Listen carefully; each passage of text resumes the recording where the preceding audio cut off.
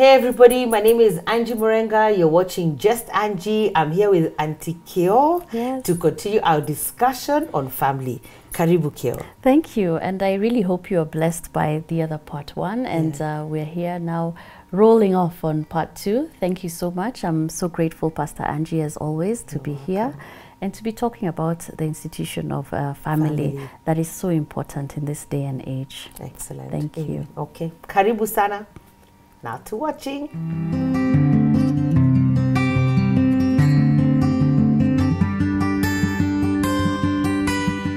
When the day comes, generally what we do is that we meet at the cemetery. We have a service and we start with prayer. We have some hymns. There's always a tribute depending on the theme. This year we were celebrating 50 years of Huka's departure. Wow. Yes, so you know, just hearing stories about him and who he was and the work that he did. And he also bought a bus during those days to ferry people back and forth. He had mischievous sons who used to speed along with the bus, but you know, I guess, you know, that was part of life. The joy, yes. And then from there we go to our ancestral home, which is just in Dagoretti. And we have some family members who are laid to rest there, and we also lay wreaths there. Wow.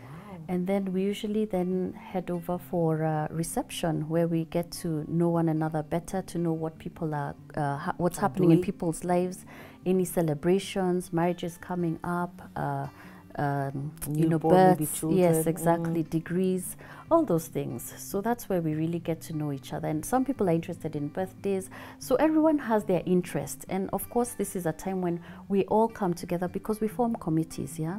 So we have a venue committee, activity committee. Made up of family members. Made up. So everybody has to plug in. Yes, you all have to plug in. No, you don't. And we all contribute to the day. So it's something that we're all pulling our weight, whether it's in ideas, whether it's in finances, whether it's in, you know, putting the day together. And everything is structured. We have the family council, we have the advisory board, which is the senior members, the older cousins and our parents. They're the ones who give us direction or recommend whether an idea should go through or whether we should execute on something. That's amazing. So there's a lot of structure, and we do come from a family that is very proper, very structured. So, you know, it's interesting. And I was remembering actually when our father used to write us letters in the US, my sisters and I went to the US for school, and my brother as well. But he used to write on letterhead and, you know, write it in such a formal way. And then at the end, he writes, "Your father," Mungai, and then he signs it. So it was very, I mean, these are just the things that you pick up, and I found out my cousin is exactly the same way. But you're exactly the same way. I don't think I'm that formal. You also, I'm looking at you, and you seeing yourself. Because when you say that, I'm seeing you. Oh, yeah? You're very formal, very structured in the way things have to go. Yes. And that's amazing, because I think that's a beautiful legacy to pass on. Yes. And I think if you look back now, or even look as you do it, what do you think have been the benefits to you as a person for this tradition of gathering together? I think one thing that really comes out is that, you know, is leadership. Yes. One thing our parents always want us to do is stand up. Amen. Let your voice be heard. Those are the things that we keep hearing. Don't bury your head in the sand or in the soil. So even on this particular day, we all have an opportunity to speak, whether it is to MC, because we always have a different MC every year. Someone leads in prayer, someone leads in hymns, in Bible readings, in all those things, so that we are confident, we are determined in what we are trying to accomplish, and you know, that we are focused and we have a vision and we know where we are going. Because some of the things that also have come out of this family council meetings is that let's start a project.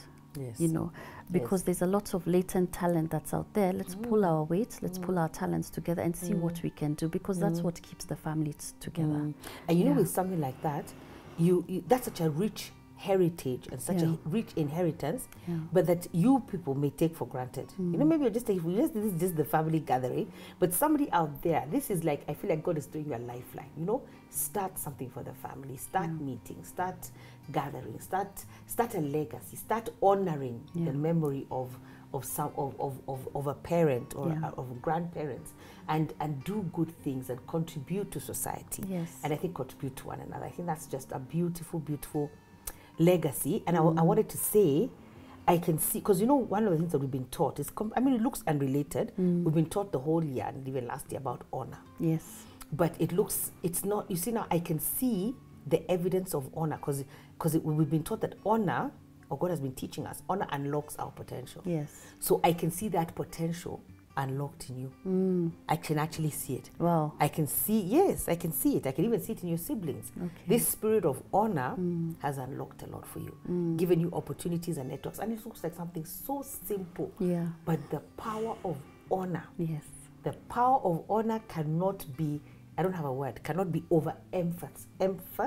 emphasized, yeah. because it's powerful. And I can see it in you. Oh, thank you. And I can see it in family. Thank you. I can see it in family. Thank you. The last thing that I want to talk about, and then maybe you'll give me your closing statements as you desire, so thank you so much, is the other thing you've done. We don't talk about what it is and all that, but you've also carried on legacy. You see, when I was I don't know what to say, growing up, but I remember every time I'd be taught, even in I guess engaging in life, I'd be told that when a business, an African business, is very hard for it to live on after the initiator or the executor or the visionary passes on. Yeah. And there'd always be problems. Like, that vision is very few of them. But I think they exist, where you're able to carry that vision on. What do you think? Because you have been able to do it. You and your sisters have been able to carry on a vision, which is amazing. And I can see now that vision even transferring to a third generation. It's something that's not easy. So I don't know, I feel like maybe what can you talk to that? Yeah. And what truth can you shed to that, or light to people who want to start a business and they want that business to continue? Yeah. Well, for one, we grew up on a farm. Okay. And we were not allowed to watch TV. That is so amazing. At all. Even if we were told 6 p.m., after 6 p.m., I mean, our father would come.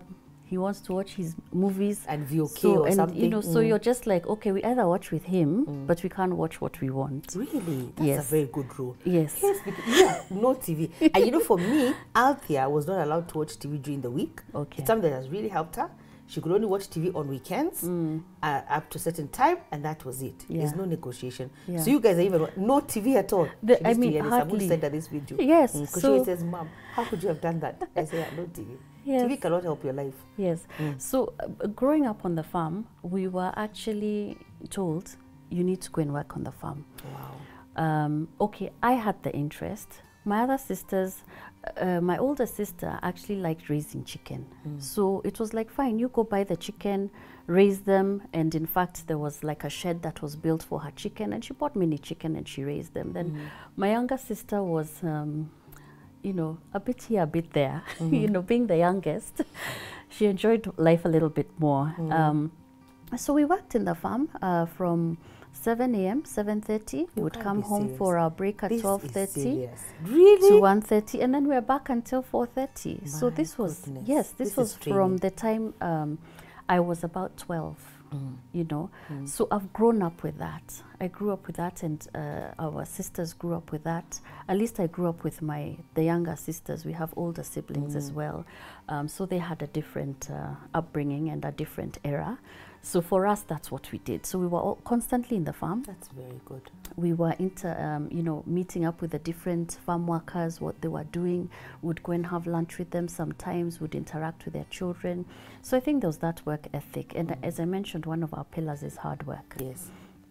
And so that's one point. That's at least one point where I would say we were taught, we were being groomed from an early age. And you have to start early. You can't decide that when they're adults is when they'll start coming to work with us. You know, people get other interests. People feel like, you know, maybe farming is not my thing. But I think that was good that we started on the ground, because now when you have your office job, of which I really enjoyed when I was in the US, you know, I wanted that corner office on the 36th floor, and I got it actually. But, you know, just knowing where I came from to appreciate where I am. So that was one of the things. And a lot of parents, because I don't want us to rush through that, a lot of parents protect their children from that. You know, us guys even were taken every holiday to shags. And, you know, I think my mom and my dad, they were very risky people. Yeah. Because imagine they leave you. I know. In shags. We were also left. Because it was 15 kilometers from the road or something. They'd leave you there, and then my mom would make a statement, which I think gave us life. It gave us life. We had to live because she'd say, the children that she finds alive, she's going back with Nairobi. No. Yes, that was my mom's part. You know how that statement would wake you up to live. I know, it's true. She'd say, the ones that she'll find, she'll carry. The ones she doesn't find, you guys bury them, you'll give her a report when you come. You just, life just infused. You just get you say, hey, you mean here it's possible for people to depart.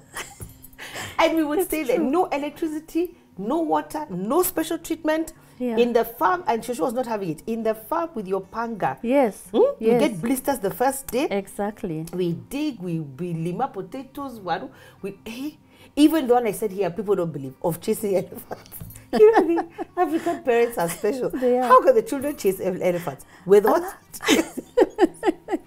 Yes, hit on a mkebe, a debe, and chase the elephant. I mean, right now you say, let the elephant take everything. My life for the elephant. But we survived. We'd wash Shosho's clothes, wash the house, we'd cook. I mean, it was, and we were there for a month, a whole month. Then we come back. So I think that helps. So we can't protect our children from, we have to develop a good work ethic in our children, develop it early and stop protecting them. Another thing my parents did was that every holiday, if we're not going to shags, all the house help would depart. The ones to even clean the guys house, in the shamba. Everything. Everyone gone. So we had a timetable. How we're going to clear outside, clear the grass, clear the leaves, cook food, clean the house, wash the clothes. It is us. Yes. There's nothing that we were just sat. So a good work ethic was built. That's a good point. So another thing that we grew up around and we used to see is just organization. Yes. Everything needs to be organized. Whether it's your filing, you know where things are. Whether it's how you're even structuring your business. So when you look at Magana Farm, there's a lot of organization on our farm. You'll find that all the greenhouses are labeled. There's an A block, B block, C block, D block, E to F. You know, and then there's a number for every greenhouse.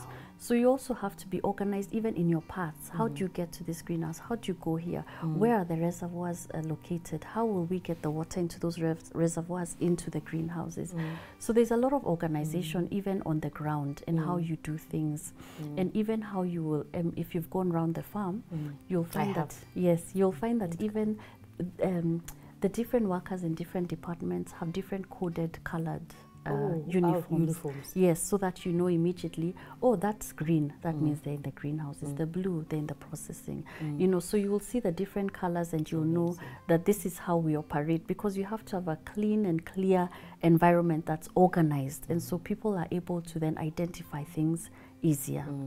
And so you see how you organized your dad was, even in terms of even how he writes, not just vocabulary on another note, it's on a structured on a letter. So a lot of structure was given to you, and then you were taught a lot of organization. That's powerful. Exactly. That is so powerful. Yes. I know there's some people like Soteza, it's not now, she's really changed, but there's a year in a season in Althea's life, I'd say, it looks like a bomb went through this room. What happened? Because here there must have been a serious tornado or something happened, you know, and you're trying to get them to get tidy, put their things in order.